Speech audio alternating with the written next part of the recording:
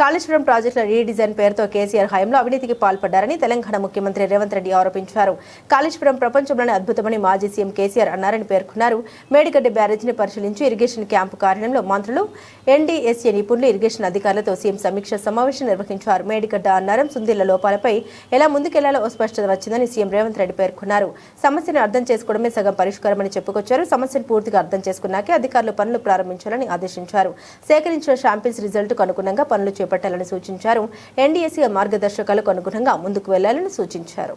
వేల కోట్ల రూపాయలు 1,50,000 కోట్ల రూపాయల అంచనాలతోటి ఇప్పటికే 1,00,000 కోట్ల రూపాయలు కాంట్రాక్టర్లకు చెల్లించడం జరిగింది. ప్రాజెక్టుల మీద 1,00,000 కోట్లు ఖర్చు పెట్టిన కాళేశ్వరం ప్రాజెక్టు ఇప్పటి వరకు 1,00,000 ఎకరాలకు కూడా నీళ్లు ఇవ్వలేకపోయినాము. ఇప్పటి వరకు 2019లో ప్రారంభించిన ప్రాజెక్టు 2023 వరకు 162 టీఎంసీలను మాత్రమే ఇందులో నుంచి లిఫ్ట్ చేయడం జరిగింది. 20 టీఎంసీలు ఎవాపరేట్ అయిపోయినాయి. 32 టీఎంసీలు శ్రీపాద ఎలంపల్లి నుంచి మళ్ళీ కింది సముద్రంలోకి వదలాల్సిన పరిస్థితి.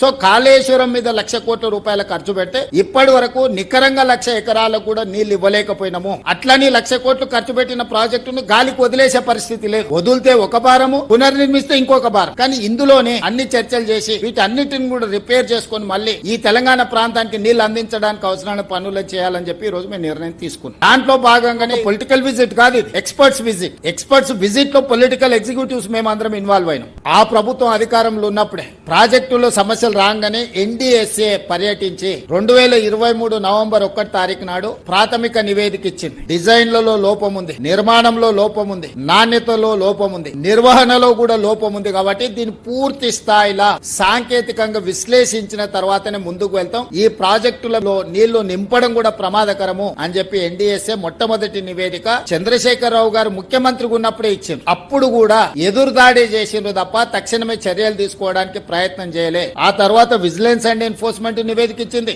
ఆ తర్వాత ఎన్డీఎస్ఏ పూర్తి స్థాయి నివేదిక ఇచ్చింది. ఆ తర్వాత కాంగ్రెస్ పార్టీ అధికారంలోకి వచ్చిన తర్వాత విచారణకు జ్యుడిషియల్ కమిషన్ ఇస్తే పీసీ ఘోష్ గారు 645 పేజీల రిపోర్ట్ సవివరంగా ప్రభుత్వం వైపు నుంచి పొలిటికల్ ఎగ్జిక్యూటివ్ చేసిన తప్పులు, ఎగ్జిక్యూటివ్ ఆఫీసర్స్ చేసిన తప్పులు, నిర్మాణ సంస్థ చేసిన తప్పులు, ఇందులో అంచనాలను పెంచి ఏ విధంగా దోసుకున్నారు సంపూర్ణంగా నివేదిక ఇచ్చింది.